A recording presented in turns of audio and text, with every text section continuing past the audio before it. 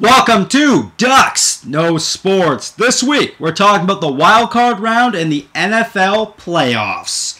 Let's do this thing. Okay, we'll start with the Cincinnati Bengals traveling down to Houston to take on the Houston Texans. And let me tell you something, folks. The Bengals have been one of my favorite teams to watch all year round, led by their young quarterback Andy Dalton, who's been ripping it up all year with his other rookie, A.J. Green. These two have some sick chemistry, and mark my words, in a few years, this will be the best quarterback-receiver duo in the league. And they're so good, they may challenge one day Montana and Rice. That's how good I think these guys will be. And on the other side of the ball, you got a pretty good defense over there in Cincinnati, as you know, they may not get much praise as, say, a Baltimore or a Pittsburgh or a Jets or whoever, but that is a very good defense who gets after the passer.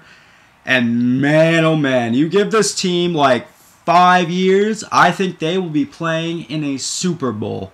That's how good I think this team can be.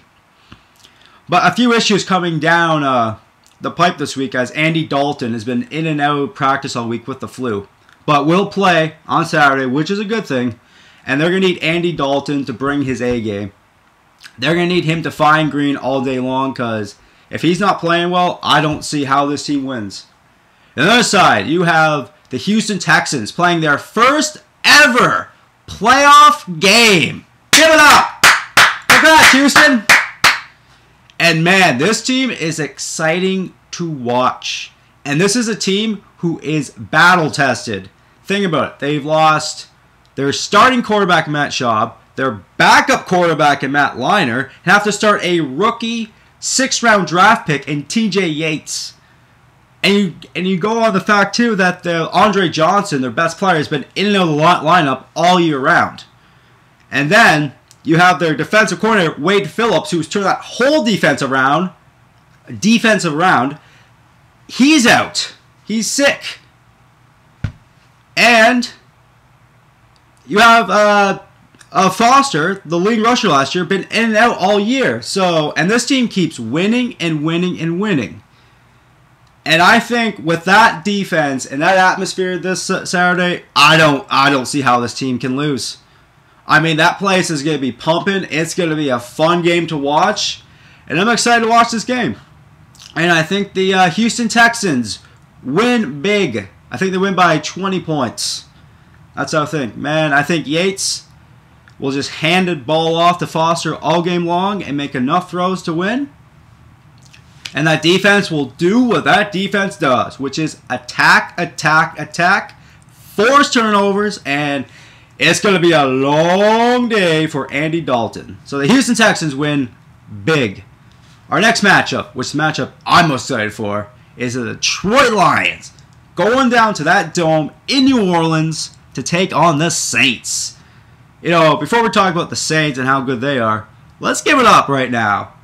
The Detroit Lions, who for years have been laughingstocks, but have turned it around. And let's just talk about Matthew Stafford right now. You know, a guy who wasn't really, in and out all year. A lot of people are saying he was a bust, like he's done. He'll never be a good quarterback. His first full season in the NFL, he threw for 5,000 yards. Good on you, Matthew. Good on you. And on the other side of the ball, you have a defense who loves to attack, led by Sue Fairley. Like, I love watching the Detroit Lions, man. I've been a big fan since like day one of the season. I thought they'd make the playoffs at the start of the year, and I was right. And they're going to attack, and they're going to have to attack because they're playing the New Orleans Saints, who in my opinion has the MVP in Drew Brees, who shattered Dan Marino's single-season passing record. Well, I thought would never happen, but it's happened. And he's got weapons galore, from, Meacham to, to Graham, who's become a beast. Sproles in the backfield. But what I love most about this team is that they can run the ball. you don't really hear much about the running backs, but they can run the ball, which is what I like the Saints. Now, when the Saints have to, after this week, when they probably have to go outside, I may not like the Saints so much, but this week I think the Saints win. And I think it's going to be a long day for the Lions, and I think the Saints win by touchdown, 2 touchdowns. Yeah, that sounds about right. Next, we got the Atlanta Falcons going up north to take on the New York Giants. And there's been some trash talk in this. I'll get to that in a minute. But first off, we got an Atlanta Falcon team whose start of the year was rejected to go to a Super Bowl and had an up and down season. You know, Julio Jones, the guy who they gave up all those draft picks for, in and out of the lineup all week, or sorry, all year, with hamstring injuries. And then Michael Turner on the ground, which is their bread and butter, running the ball. They could never really find consistency. And Matt Ryan stepped up and had one hell of a year. But to me, this is a big game for the Atlanta Falcons. This is a huge game. Because if they lose this game, people are going to start to question Mike Smith now as a coach. They're going to question Matt Ryan as a starting quarterback. They're going to question, can Matt Ryan win the big one?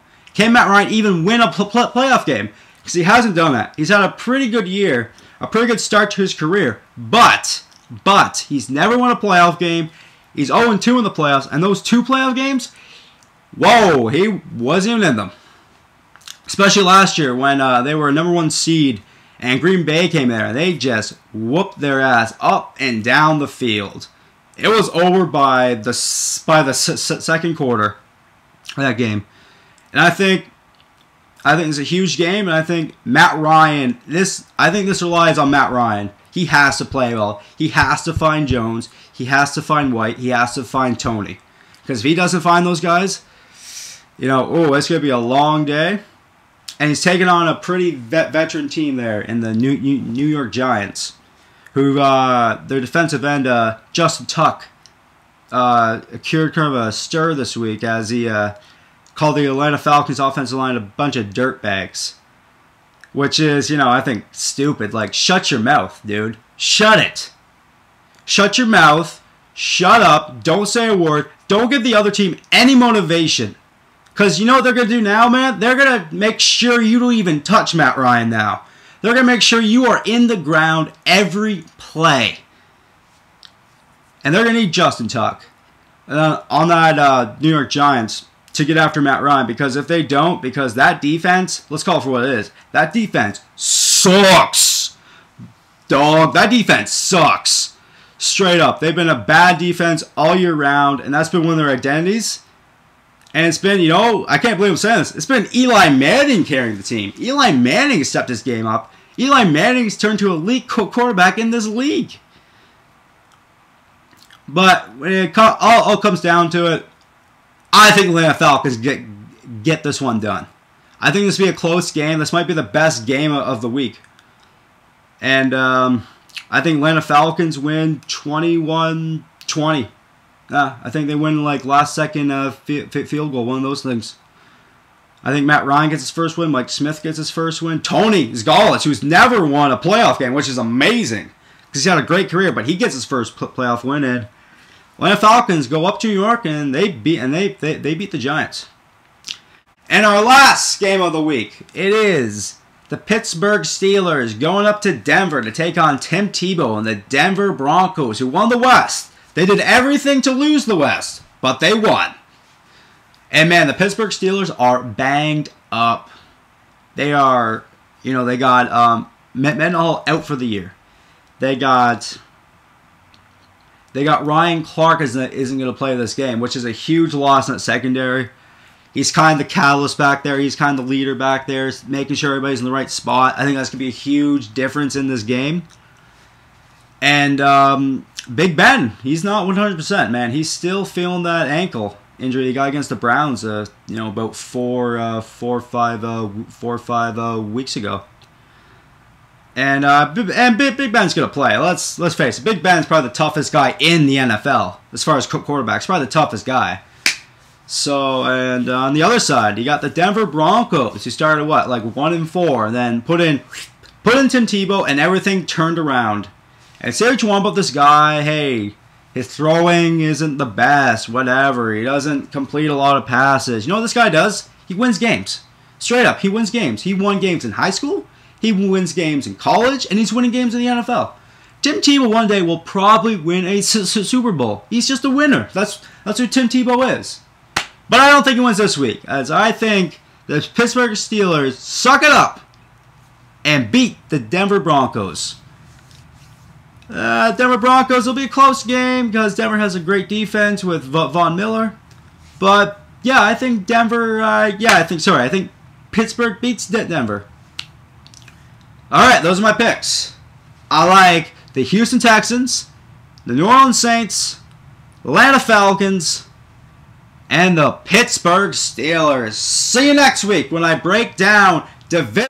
And our last game of the week, it is the Pittsburgh Steelers going up to Denver to take on Tim Tebow and the Denver Broncos, who won the West. They did everything to lose the West, but they won. And man, the Pittsburgh Steelers are banged up. They are, they got Mendenhall out for the year. They got Ryan Clark isn't going to play this game, which is a huge loss in that secondary.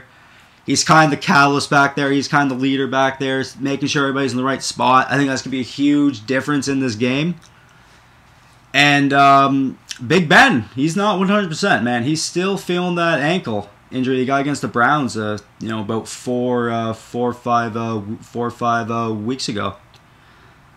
And Big Ben's gonna play. Let's face it. Big Ben's probably the toughest guy in the NFL as far as quarterbacks. Probably the toughest guy. So, and on the other side, you got the Denver Broncos, who started what, like 1-4, and then put in Tim Tebow, and everything turned around. And say what you want about this guy, hey, his throwing isn't the best, whatever. He doesn't complete a lot of passes. You know what this guy does? He wins games. Straight up, he wins games. He won games in high school, he wins games in college, and he's winning games in the NFL. Tim Tebow one day will probably win a Super Bowl. He's just a winner. That's who Tim Tebow is. But I don't think he wins this week, as I think the Pittsburgh Steelers suck it up and beat the Denver Broncos. Denver Broncos will be a close game because Denver has a great defense with Von Miller. But yeah, I think I think Pittsburgh beats Denver. All right, those are my picks. I like the Houston Texans, the New Orleans Saints, the Atlanta Falcons, and the Pittsburgh Steelers. See you next week when I break down divisional playoffs in the NFL. See you later.